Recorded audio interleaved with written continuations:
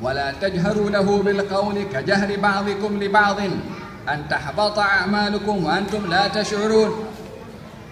Wahai orang beriman, wasiat yang kedua, janganlah kamu meninggikan suara kamu melebihi suara Nabi, dan janganlah kamu berkata kepadanya suara yang keras sebagaimana kerasnya suara sebahagian kamu terhadap yang lain. Dua perintah. Nanti pahala segala amalmu boleh terhapus sedangkan kamu tidak menyadari. Dua wasiat, larangan mengangkat suara dan larangan di dalam menyikapi berbicara dengan Rasulullah macam kita berbicara sesama kita. Ya salam, orang macam mana yang kita nak bercakap diatur oleh Allah Subhanahu wa taala. Kita kalau berbicara dengan orang-orang tertentu, dengan siapakah orang ada jawatan, semua ada dia punya protokol untuk bercakap. Macam itu juga nak bercakap dengan Rasulullah ada protokol. Bukan hanya dalam dunia saja orang punya protokol, Allah punya protokol juga. La tarfa'u aswatakum fawqa aswatin Nabi. Kalau kamu nak bercakap, jangan kamu meninggikan suara kamu lebih daripada suara Nabi. Ini dua orang sahabat, Sayyidina Abu Bakar dengan Sayyidina Umar, ketika berselisih di hadapan Rasulullah, terangkat suara itu di hadapan Rasulullah sallallahu alaihi wasallam. Turun firman Allah Subhanahu wa taala, la tarfa'u aswatakum. Jangan kamu angkat suara kamu lebih daripada suara Nabi. Kata Sayyidina Umar mengatakan, aku setelah itu tidak pernah bercakap kepada Rasulullah kecuali macam berbisik-bisik. Sayyidina Abu Bakar pun tidak bercakap kecuali Hamzah macam berbisik juga. Terkadang Rasulullah kalau bercakap dengan Sayyidina Abu Bakar bertanya balik, apa kamu kata? Apa kamu kata? Pasal apa? Terlalu rendah suaranya. Karena apa? Hormat kepada nada suara, intonasi suara itu dilarang oleh Allah melebihi daripada intonasi suara Nabi Muhammad sallallahu alaihi wasallam. Ini tidak berlaku kepada orang yang ada sebahagian orang yang memang dia punya voice, dia punya suara itu memang besar, original punya suara. Di zaman Rasulullah pun ada juga seorang bernama Thabit bin Qais. Dia memang suaranya besar. Ketika turun ayat ini, dia menangis mengatakan, Allah, amal saya sudah dihapuskan oleh Allah Subhanahu wa taala. Saya termasuk orang yang tidak sopan dengan Rasulullah. Ini ayat adalah menuduh ditujukan oleh Allah kepada saya pasal suara saya lebih kuat daripada suara Rasulullah. Akhirnya dia tak keluar daripada rumah. Menyesali karena subhanallah, menyesali suara lebih tinggi daripada suara Rasulullah. Apa yang ada dalam hati para sahabat di dalam mengagungkan Rasulullah? Suaranya lebih tinggi, bukan kurang ajar kepada Rasulullah.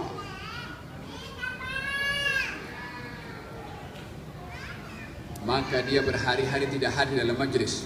Kata Nabi SAW, mana itu Thabit bin Qais? Tak jumpa. Kata baginda Rasulullah, coba tengok. Didapati sedang menangis dan menyesali di rumahnya. Diberitahukan kalau Thabit bin Qais, wahai Rasulullah, menangis disebabkan ayat turun yang melarang untuk mengangkat suara, dan dia menyadari kalau suaranya adalah keras dan lebih daripada suara engkau. Kata baginda Rasulullah, bagi tahu kepada dia kalau dia termasuk penghuni syurga. Kata Nabi SAW, suruh keluar. Tak apa. Faham tu? Karena memang original suara itu bukan tujuannya untuk melebihi daripada nada suara Nabi Muhammad sallallahu alaihi wasallam. Ayat atau wasiat yang ketiga, wala tajharu lahu bil qaul. Jangan kamu bercakap dengan Rasulullah macam kamu bercakap satu dengan yang lain. Jangan panggil ya Muhammad atau ya Ahmad. La, ini orang istimewa. Kamu nak panggil kepada dia Imam Syaukani menafsirkan wala tajharu lahu bil qaul. Jangan kamu mengeraskan suara kamu di hadapannya, bukan intonasi suara. Kalau tadi intonasi sudah disebutkan ayat yang pertama. Tapi jangan kamu panggil kepada dia macam kamu panggil satu dengan yang lain. Nak bercakap dengan selesa macam ni. La, mereka para sahabat adab dengan Rasulullah. Kalau bercakap tak pernah matanya memandang terus kepada Rasulullah. Berbicara dengan sopan santun. Tidak pernah memotong kalau Rasulullah sedang bercakap. Adab kepada Rasulullah SAW.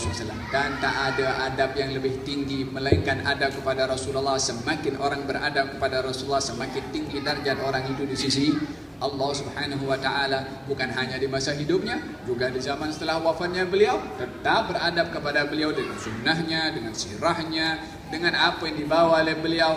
Adab kepada Rasulullah sallallahu alaihi wasallam masih berterusan. Wa alamu anna fikum Rasulullah. Sentiasa ketahuilah kalau berada pada diri kamu adalah Rasulullah sallallahu alaihi wasallam. Apa ancaman orang kalau mengeraskan suara atau menyamakan pembicaraan dengan Rasulullah? Antahbata amalukum antum la tash'urun, akan digugurkan oleh Allah Subhanahu wa taala amal perbuatan baik kamu. Subhanallah.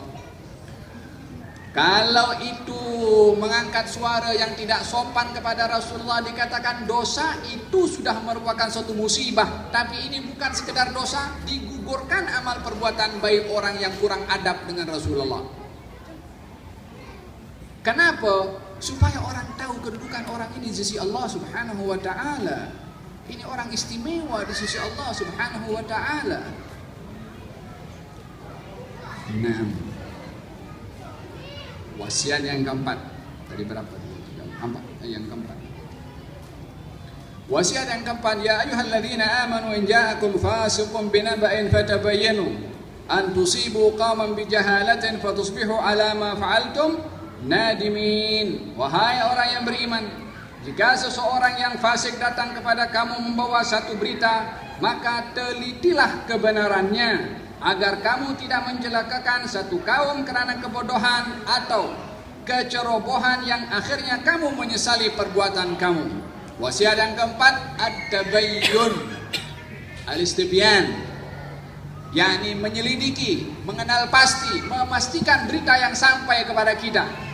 Yang zaman kita sekarang ini sudah tidak lagi banyak diperhatikan oleh ramai orang. Datang berita saja SMS, WhatsApp, melalui email, melalui Twitter, terus kita komen di situ. Al-istibyan, perlu juga kita mengambil berat tentang memastikan berita itu. Ini ayat turun disebabkan oleh kerana datang seseorang bernama Harith ibn Dirar masuk Islam.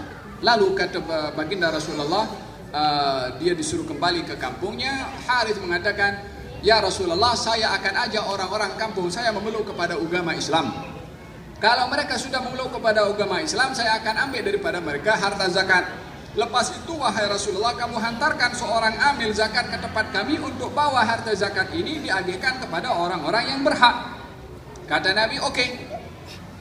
Maka tiba waktu Nabi SAW menghantarkan seorang amil untuk mengambil zakat daripada kampungnya Harith, diantarkan seorang orang yang diutuskan oleh Rasulullah SAW. Ketika dihantarkan di pertengahan perjalanan, dia balik lagi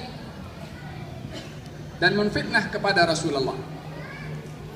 Ya Rasulullah, saya datang ke kampungnya Harith. Harith kumpulkan orang-orang, dia nak bunuh kepada saya. Maka saya lari kembali ke tempat ini dengan tidak membawa apa-apa harta zakat. Fitnah.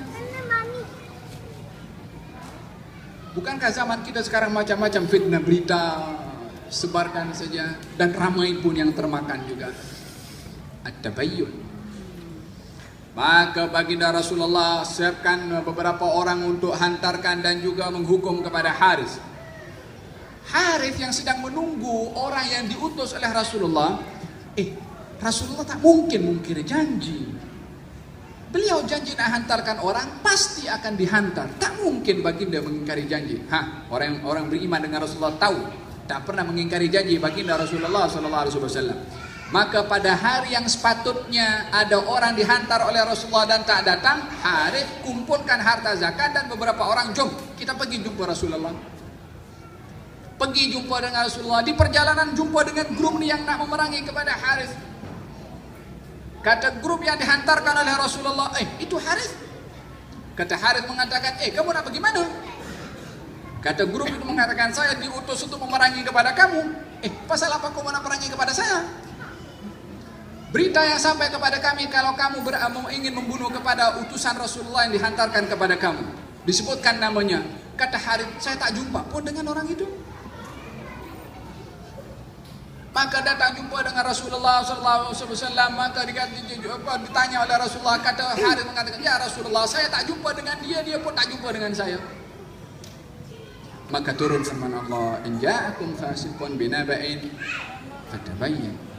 Jika datang seorang fasik dengan berita, maka hendaklah kamu istibyan, memastikan berita itu. Apa arti ayat ini? Artinya orang yang datang membawa berita tak betul adalah orang fasik.